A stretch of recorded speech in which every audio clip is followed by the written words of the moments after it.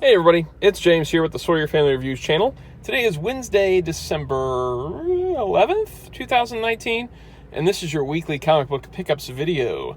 Every week I pick up my boys at least one comic each. I pick up my daughter Gracie some as well, and I always pick up my comics at Queen City Comics in Fairfield, Ohio, zip code 45014. If you're in the area and into comics, check out that, and check out the toy department while you're over there. All right, let's jump in. True Believers is tied into this Annihilation stuff that's going on right now at Marvel, which I have not read any of and I don't know anything about.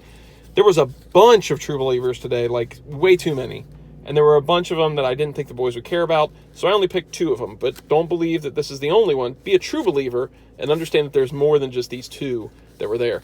I picked up these 2, though. I got Annihilus, True Believers number 1. Annihilus rules 2 worlds. Look at him. Looking cool. And this is Fantastic Four number 140, reprinted by Jerry Conway and John Buscema. These are, as always, $1 reprints of classic Marvel tales tied into something that's currently going on. And as I said, there's a bunch of Annihilation stuff happening right now. But this one we get Annihilus versus the Fantastic Four. So that's a fun one. And the other one I picked up from the ones available today was Annihilation Nova, featuring the Human Rocket's power-packed origin.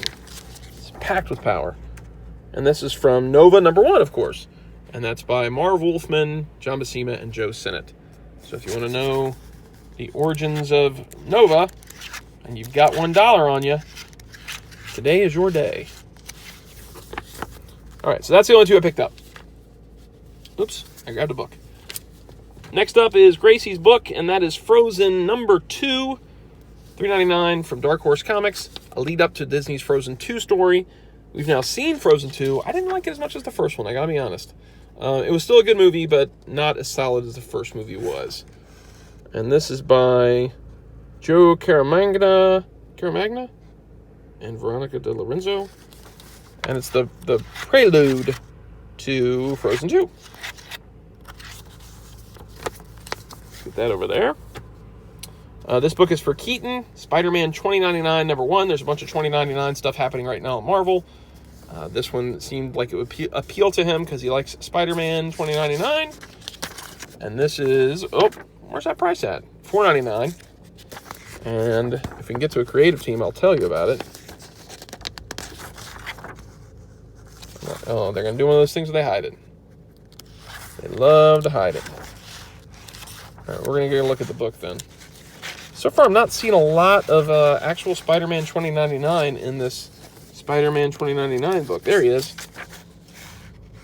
All right, so it looks like it's mostly going to be out-of-costume stuff by Nick Spencer and Z. Carlos. Hopefully he enjoys it. I mean, that's...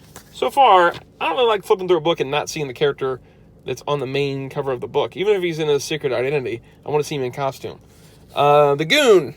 Blaze has been looking forward to this one for a while. Number 7, $3.99. Loves the Goon. Is this one actually by Eric Powell this time? Moment of truth. Nope. Written by Eric Powell. Illustrated by Brett Parson. Nothing against you, Brett Parson. I think it's cool looking art.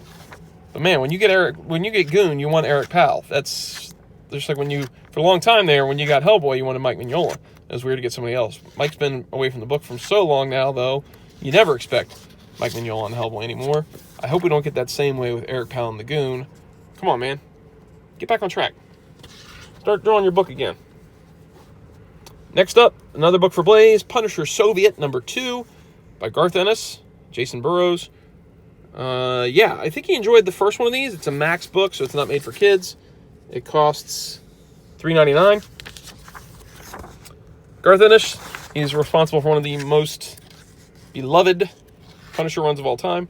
This artist is very much channeling a Steve Dillon type vibe in his art, since Steve Dillon has passed on. That's who Garth Ennis collaborated with on his Punisher stories. So it's nice to see this guy kind of in that style. New Mutants, number 3. This one's for me. This is $3.99. I've read the first 2 New Mutants. I am caught up on it. So far, I've enjoyed New Mutants. This one's one of the only 2 books that Hickman is actually writing after House of X, Powers of X. We've got Armor, Glob, Sage, Boom Boom, Maxime, and Manon on this team here. And then we've got Ed Brisson. Wait, I guess he's not writing anymore. It's Ed Brisson's writing it now. I know Hickman at least did the first two, right? Flaviano doing the art. Hickman, head of X. Okay. Okay, we get it. You know, I wonder if this is like a fill-in story or something like that. Yeah, because look at this. It's Rod Rees on the first two issues, and I'm pretty sure Hickman wrote the first two issues. And it's not following these characters. So this must be like a side story or like a separate story going on, as far as I can tell. I hope we don't get a lot of that. $3.99. Fallen Angels number 3. Now, I am not caught up on Fallen Angels, so this one is still a mystery to me. I'm still picking it up. I think it's going to get replaced by Hellions, if I'm not mistaken. I know Hellions is coming, and Psylocke is on that book. It's Psylocke, Cable, and X-23. And this one's by Brian Hill with Szymon Kudranski on art. Yeah, I can't give you a lot of opinions on this one because I am behind on this book. I mean, it looks okay, but yeah, I got to get caught up. Then we've got X-Force number 3, and this one's for both me and for Keaton. All my books are sliding over here. Give me 1 second here. Come on now. Quit the sliding. Quit the sliding. You stay there. You stay there. Okay. Benjamin Percy and Joshua Cassara. This has been the kind of the breakout hit, I think, for all the X titles. Everybody expected X-Men by Hickman to be good and to be the best one of the bunch, but I think everything else was kind of up in the air. And I think X-Force is so far the clear leader amongst all the rebooted X books. It's got kind of a horror-type vibe to it. It's darker. Wolverine, Kid Omega, Domino, Beast, Jean Grey, Sage, Healer, Black Tom Cassidy, Magneto, and Professor X. Benjamin Percy and Joshua Cassara on the writing and art duties. We've had some real dark stuff going on in this book so far. Really nice art. Solid writing. This is a pickup for sure. If you're wanting to get into the current X books, you only want to get certain ones, I'd say X-Men and X-Force are your top two choices. X-Force may even be my top choice, I don't know. Now we got a couple trades. X-Force Epic Collection, Executioner Song. This is X-Force Volume 2, and collects Cable, Blood and Metal 1 and 2, Uncanny X-Men 294 through 296, X-Factor 84 through 86, X-Men 14 through 16, X-Force 16 through 19, Strike File, and New Warriors number 31. This is the complete Executioner Song story with those additional 2 Cable books in there, which I really enjoy those Cable books. This is kind of a double dipping situation when I just got the Milestones Executioner Song recently. It didn't include those Cable stories, though, I don't think. But that's the way it is with Epic Collections and Milestones.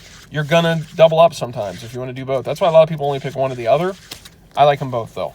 So I like having all the stories condensed, but I like having everything in a row. So occasionally when you get these epics and you're trying to do everything in a row, you're going to get a repeated story. It's just going to happen. This is $34.99, and it's a big, big chunk of reading, though. So kudos to it for being awesome. And last but not least, the House of X, Powers of X hardcover. See, it says House of X, Powers of X. This is the House of X miniseries and the Powers of X miniseries together in one volume. It's a hardcover. It's kind of what I restarted the whole X books thing, if you've been watching the videos or been keeping up. We got House of X number 1 through 6 and Powers of 10, 1 through 6. This retails at $60, and it's an oversized hardcover. I went with the Brooks variant. This is the Brooks cover variant. There's also a regular cover. I think that's reprinting one of the Laraz covers, if I'm not mistaken. It's kind of tough to move these pages because the book is so big. But you've seen all these books on this channel before as I reviewed each individual issue. I decided I wanted the hardcover too. I don't collect a lot of hardcovers. I really liked this, though. I really enjoyed this book. And I was like, you know what? I'm buying the hardcover. I'm just going to buy it. I don't buy hardcovers, but I'll buy that one. And that is it. Big, expensive week. Lots of books. I'm looking for most forward to X-Force. I'm interested to see what Keaton thinks of that Spider-Man after flipping through it. And Blade's going to be super stoked to get the Goon, even though he'll be bummed that there's no Eric Powell. What'd you pick up this week? Anything cool? Leave a comment down below. If you like the videos, click like, subscribe, notify. And yeah, thank you guys all for sticking with the channel. I still don't know what's happening in the future. Again, I'm not going to decide until the end of December exactly what to do with the channel. I'm going to keep doing the videos no matter what, though. I'll keep continuing to do videos. It just may be tougher for you guys to find them. So as always, I suggest following me on Instagram @ActionFeatures, Twitter @ActionFeatures, and on Facebook, facebook.com/ActionFeatures. If you want to stay with the channel, I'm going to start every time I do a new video. I'll post on those social medias beginning in January, because I don't know if you'll get notifications if I do switch to Made for Kids to protect myself. So, all right, see you guys. Bye.